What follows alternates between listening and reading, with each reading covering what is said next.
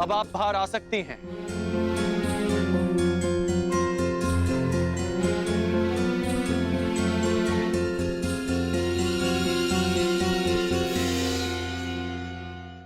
परीक्षण का उपक्रम संपन्न हुआ देवी।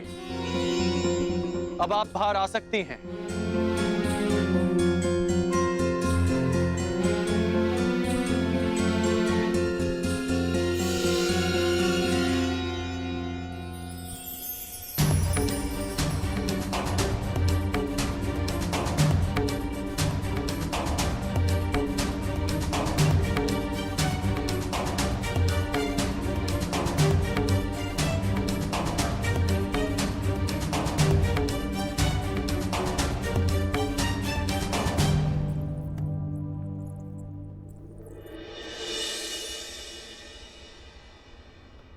ये राजभवन आप ही का है, फिर इस तरह छिपकर देखने का कोई विशेष कारण याज्ञसेनी? आपने मुझे कैसे पहचान लिया? आपकी दृष्टि से पहचाना, वो दृष्टि जो यहां किसी को ढूंढ रही है। स्वयंवर में भाग लेने वालों के अभ्यास स्थल पर परीक्षण दृष्टि रखने वाली स्वयंवरा पांचाली के अतिरिक्त और कौन हो सकती है? परंतु मेरी दृष्टि इतनी कुशल भी नहीं कि किसी को देखकर ही उसका परिचय ले ले। आपको अपना परिचय स्वयं देना होगा भद्र। मैं राधेकर। और आप स्वयंवर में भाग लेने नहीं आए।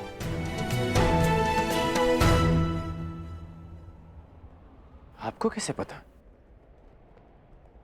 अब मेरी दृष्टि इतनी अकुशल भी नहीं कि स्वयं पर पड़ने वाली दृष्टि को समझ ना पाऊं। यदि आप कोई प्रत्याशी होते तो आपकी दृष्टि कुछ और ही होती। तो यज्ञ से राजकुमारी पांचाली चतुर भी है। ठीक अनुमान लगाया आपने। मैं यहां केवल अपने मित्र के साथ आया हूं।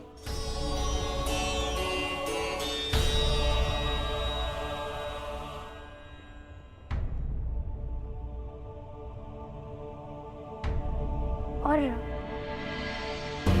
आपके मित्र कौन हैं? युवराज दुर्योधन। ये राजसी विधियां और निमंत्रण मेरे लिए नहीं है और ना ही मेरी इनमें रुचि है। मैं राजपुत्र नहीं, भुगत ग्राम का सूत पुत्र हूं। मनुष्य का जन्म महत्वपूर्ण नहीं, यदि कुछ महत्वपूर्ण है तो उसके कर्म। कर्म शब्दों से अधिक श्रेष्ठ माध्यम है मनुष्य और उसकी योग्यता के परिचय का। यदि आपकी सोच ऐसी है तो आपका होने वाला वर योग्य होने के साथ साथ बहुत भाग्यशाली होगा।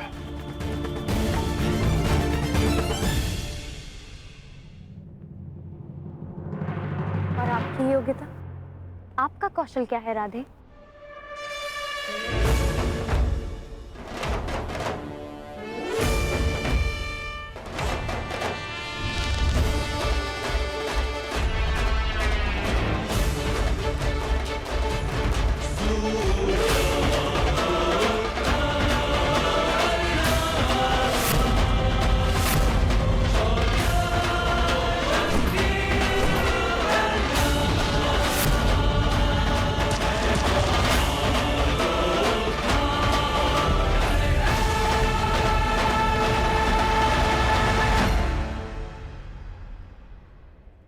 अभी आप ही ने कहा था कि कौशल के परिचय के लिए कर्म शब्दों से अधिक श्रेष्ठ माध्यम है।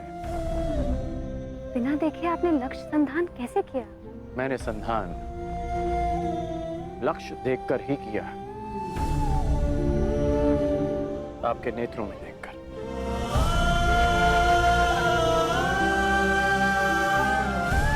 प्रणिपात राजकुमारी।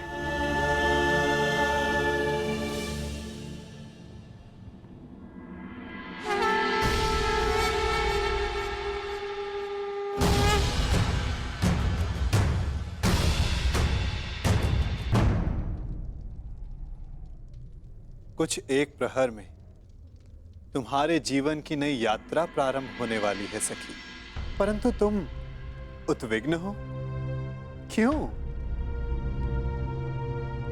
क्योंकि सखा, आपसे मिलने से पूर्व मैं अपनी नियति को जानना चाहती थी, परंतु आपसे मिलने के पश्चात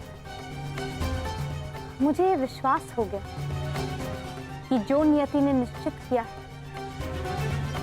वो अवश्य होगा। निसंदेह। यदि मैं अर्जुन की भार्या बनने इस संसार में आई थी, तो फिर मैं जीवित क्यों हूं? यदि अर्जुन ही जीवित नहीं। तुम्हारा प्रश्न उत्तम है सखी, परंतु उत्तर नियति के पास है। और तुम्हें क्या प्रतीत होता है? अर्जुन जीवित है? और तुम्हें क्या प्रतीत होता है? अर्जुन जीवित है?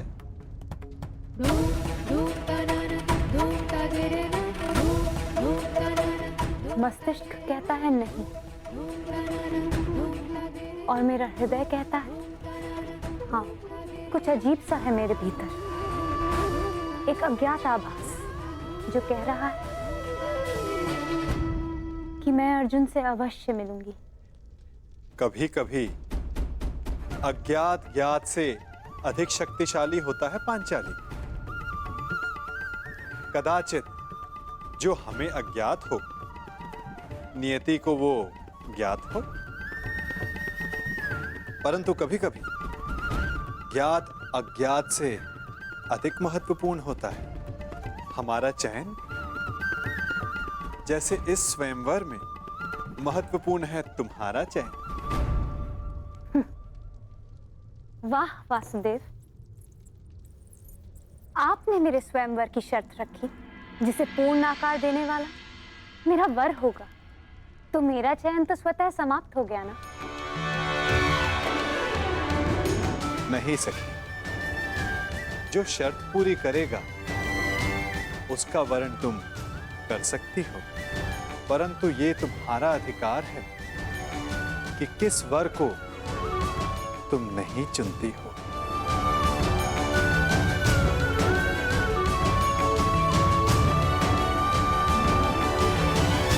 हस्तिनापुर युवराज दुर्योधन गांधार नरेश शकुनी के साथ पधार रहे हैं।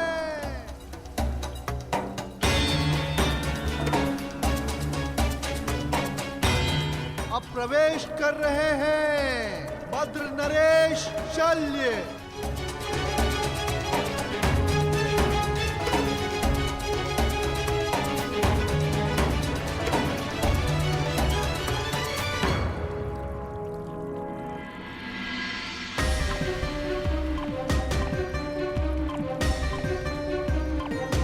मगध नरेश जरासंध।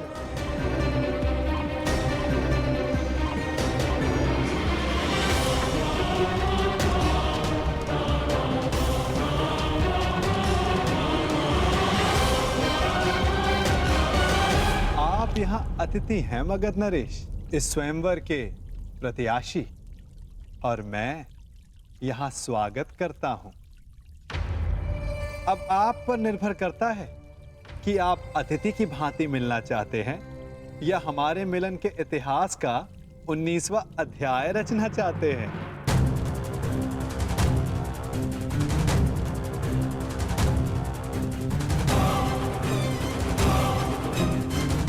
मगध नरेश, स्वागत है आपका।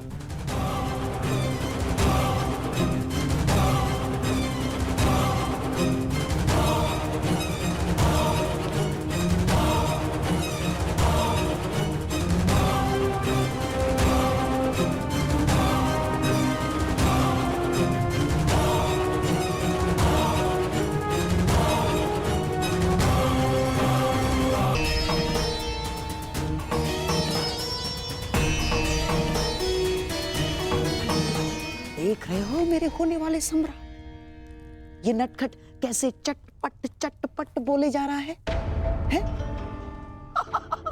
परंतु तुम घबराना नहीं। इस मायावी की माया को हरने के लिए ही मैं तुम्हारे साथ आया हूं। हाँ, अब तुम देखते रहो कैसे इस माखनचोर से तुम्हारा मामा उसकी वाणी चुराता है। वासुदेव,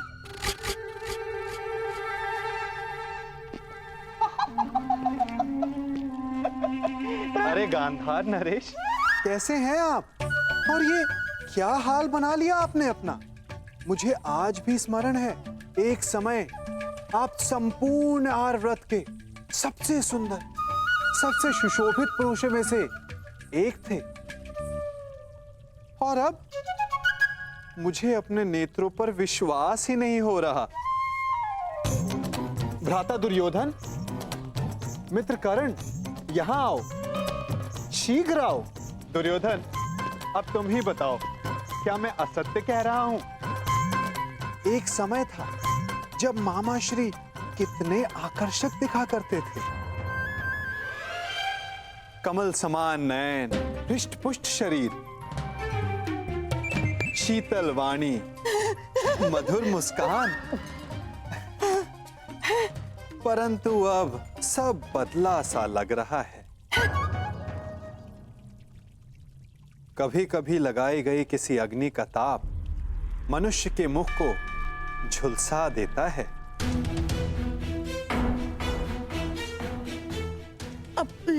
है ना दुर्योधन? क्या मामा श्री को हस्तिनापुर में उचित आहार नहीं मिलता? ये क्या कह रहे हैं वासुदेव? मामा श्री को हस्तिनापुर में सर्वश्रेष्ठ आहार मिलता है। मैं उस आहार की बात नहीं कर रहा हूं जो मुंह से खाया जाता है। मैं तो उस आहार की बात कर रहा हूं जो विचारों को मिलता है, मन को मिलता है, क्योंकि अंततः दिखाई तो वही देता है। अरे मैं भी क्या बातें लेकर बैठ गया। आइए, आप सबका स्वयंवर में स्वागत है। तुम्हारा भी मित्र कर्ण। वासु, प्रणिपात गांधार नरेश, आइए।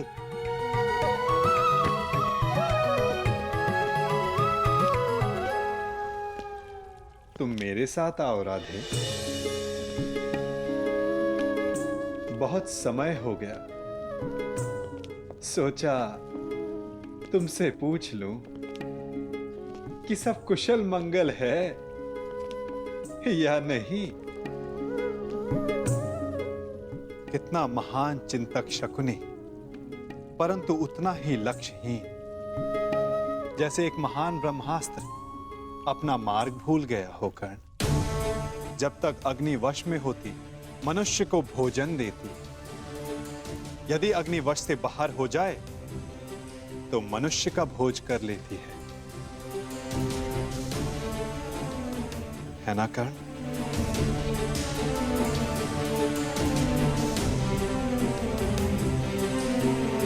वासुदेव, क्या आप जानते थे कि वारणाव्रत में क्या हुआ? किस विषय में बात कर रहे हो कर्ण? उस भवन के विषय में जो दुर्योधन ने बनवाया, या उस भवन के विषय में जो अग्नि की भेंट चढ़ गया? यदि आप सब जानते थे तो आपने कुछ किया क्यों नहीं वासुदेव? नियति के समक्ष क्या वासुदेव और क्या कर्ण राधे, हम तो केवल प्रयास कर सकते हैं। सफल होना ना होना प्रारब्ध के हाथ में होता है। तुमने भी प्रयास किया ना? हाँ, प्रयास किया, परंतु ये शब्द बड़ा संहारक है मित्र। कहीं ऐसा तो नहीं कि तुम फिर से कोई वचन दे बैठे कर्ण? मैं वचन देता हूं, मैं शोन की सौगंध खाता हूं कि मैं अपने मित्र को अकेला नहीं छोड़ूंगा।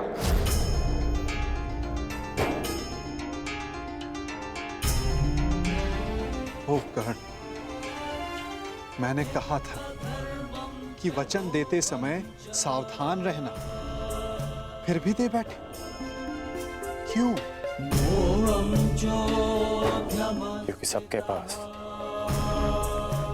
वासुदेव जैसा मार्गदर्शक नहीं होता, और कुछ लोगों के पास तो शकुनी जैसे पथभ्रष्टक होते हैं। इसलिए मैंने अपने मित्र का साथ दिया और उसे वचन भी। यदि धनुष मध्य में से कच्चा हो तो धनुधर को घायल कर सकता है, योद्धा का खड़ग शत्रु के आक्रमण को रोक सकता है, परंतु समय के बवंडर को नहीं। कहीं ऐसा ना हो कि तुम एक असफल योद्धा सिद्ध हो जाओ कर्ण। योद्धा का धर्म युद्ध है, फिर वो उस युद्ध में सफल हो या असफल। और आप भूल रहे हैं वासुदेव कि मैंने पंख के स्थान पर पाषाण खंड होना चुना है। और मैंने क्या कहा था कि हमारा चयन ही हमारा भविष्य निर्धारित करता है कर्ण। स्मरण है? आपने मुझे यह स्मरण करवाने के लिए रोका है। नहीं, मैंने तुम्हें रोका है एक मंत्रणा देने के लिए कर्ण, कि स्वयंवर में तुम प्रतिभागी मत बनना। स्वयंवर में भाग लेने की मेरी कोई मंशा नहीं है। तो फिर मुझे वचन दो कि चाहे जो भी, तुम स्वयंवर में भाग नहीं लोगे। आप ऐसा क्यों कह रहे हैं?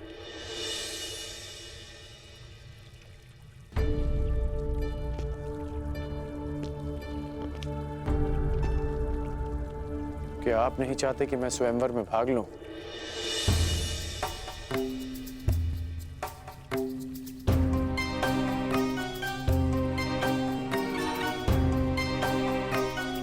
कहीं ऐसा तो नहीं कि स्वयंवर की परीक्षा का संबंध धनुर्विद्या से है? आपके मौन में आपकी सहमति दिख रही है वासुदेव।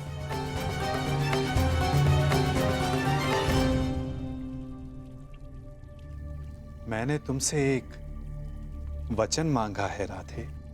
आप ही ने मुझे सिखाया है कि बिना सोचे समझे किसी को वचन नहीं देना चाहिए।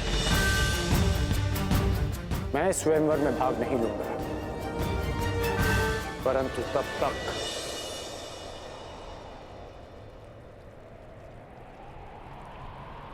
जब तक यह स्वयंवर न्यायपूर्वक चलेगा और मेरे मित्र दुर्योधन के साथ कोई अन्याय नहीं होगा। परंतु अन्याय हुआ तो ना मैं अपने धनुष को रोक पाऊंगा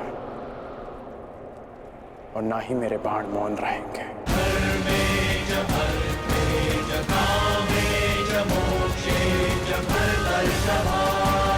प्रणिपात वासुदेव।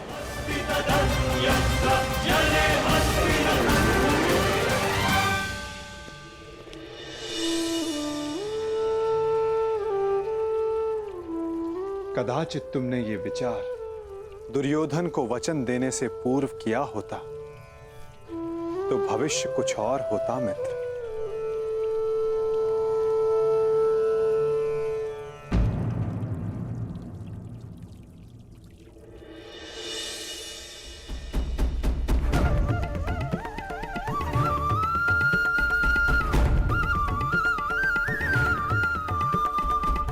जो पहला ब्राह्मण तुम्हें मिले उसे ये दक्षिणा दे देना और कहना कि पांचाल राजभवन में एक बड़ा उत्सव हो रहा है। जाओ।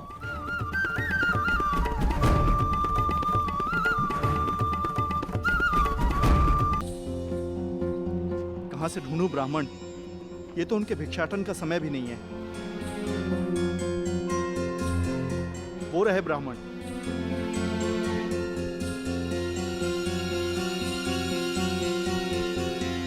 प्रणिपात ब्राह्मण देव। यह आपके लिए ब्राह्मण देव। एक संदेश भी है।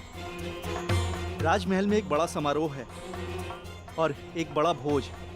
अब पधारिएगा अवश्य। प्रणिपात।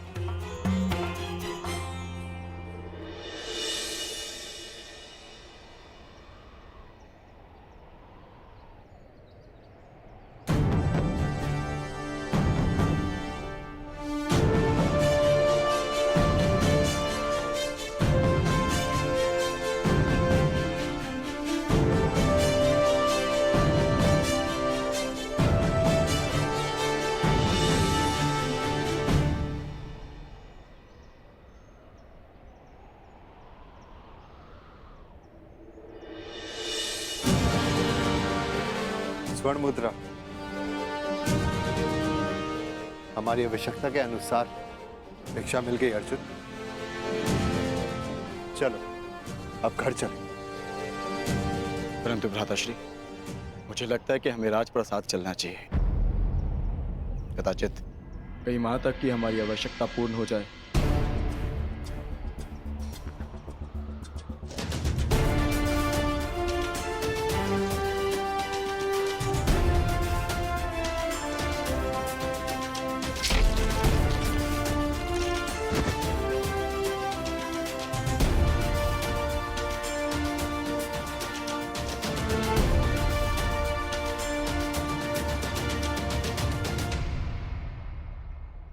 हाँ भ्राताश्री, कदाचित हमें वहां एक के स्थान पर 5 मुद्राएं मिल जाए। जब माताश्री कहेंगी कि आपस में बांट लो तो सुविधा हो जाएगी। अधिक लालच अच्छा नहीं है अनुज। भूखा रहना भी अच्छा नहीं है भ्राताश्री। आपने सुना ना, वहां भोज भी है। क्या आप अपने अनुज की क्षुधापूर्ति होते हुए नहीं देखना चाहोगे? यदि ऐसा है तो चलो, तुम्हें भरपेट भोजन करते हुए देखना भी बहुत बड़ा सुख है मेरे लिए। हम राजप्रसाद चलेंगे।